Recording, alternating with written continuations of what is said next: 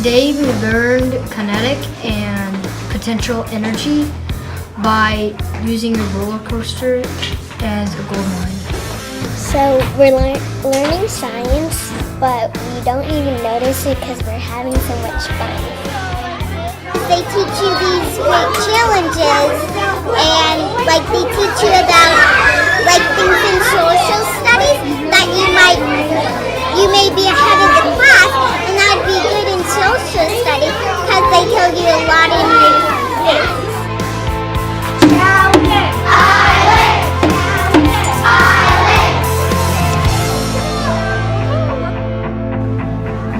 Welcome to Challenge Island! Hi, I'm Sharon Estroff. I am the founder of Challenge Island, and I wanted to tell you a little bit about how I got started with Challenge Island. It was 2002, and I'd been teaching for a few years at that point. And I decided I wanted to come up with some kind of new enrichment program to get my kids really motivated. My classrooms were always very active, very child-centric, very exciting, and I loved to immerse my kids in whatever it was that I was trying to teach them. So I wanted to come up with something like that, but I wasn't entirely sure what would be my hook.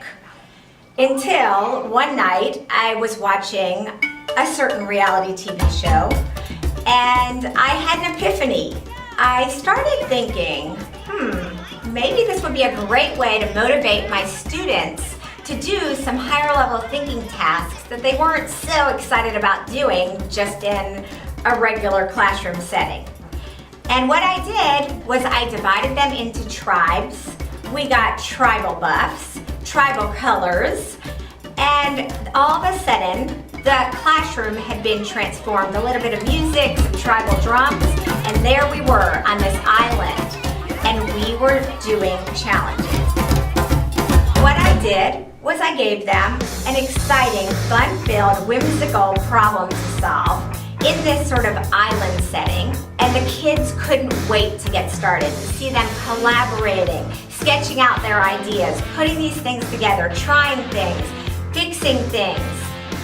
It was really a joy to watch. I was just as excited as they were because I'd never seen anything like it. And I realized that I think I had something there. Create stuff that you never thought you would do. You create stuff that you never thought you could. You build lots of different kind of stuff like mining and robots and roller coasters, pinball machines. As a teacher, one of my favorite ways to watch kids learn, to facilitate the learning process, was through cooperative learning. And that is so important because everybody brings something different to the table. Everybody brings a different experience. So what the result is as a product of a group or a tribe of students is so much more, so much richer than what a single student could accomplish. Also, it's teaching these kids how to work with other people, how to collaborate, how to compromise. These are all things that they need to succeed in life, and something that is not formally taught in school. We formally teach this in Challenge Island. The kids would never be able to tell you that we're formally teaching it because it's very carefully woven into each of the challenges. But we are indeed giving them social skills that they are going to use for the rest of their life. One of the things that you're going to love about Challenge Island is how enthusiastic the parents and the children are going to be about the program itself. We have seen this program grow over the last 10 years. We have seen the programs develop, the activities that are part of Challenge Island. They work. We've seen that work. They've been tested out. Changes have been made in order to be sure that the program stays fresh and alive and the kids are really connected to it.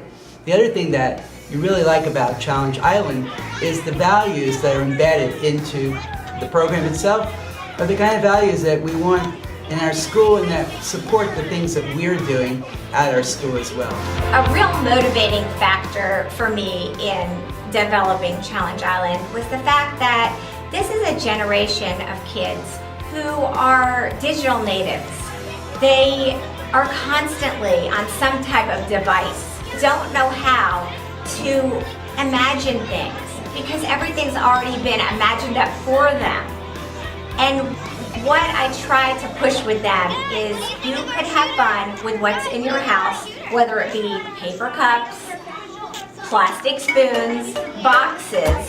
They see all these possibilities, and to them, their eyes light up when they realize that, because you don't need all this digital stuff. It's all exciting, but there's so much more to the world, so it has them move away from that and give them a whole other way to see excitement. Each week on Challenge Island, the kids go to various locations on the island, and they have 1 hour to solve a challenge. I wish in my classroom I had a whole hour to spend on problem solving, but that just isn't the case. And each week they are allowed this hour to climb their mountain and face their challenge. And when they get to the top of that mountain, they are so thrilled. We had to put a lot of duct tape on it, and the tape might come out. It would fall off. It would go like through the cotton. We had to make sure. So when it goes in, this is the passenger, and the passenger will find. What will happen is it'll go down. We would love to have you join us at our next Tribal Council so you can outthink, outsmart, and outplay with Challenge Island.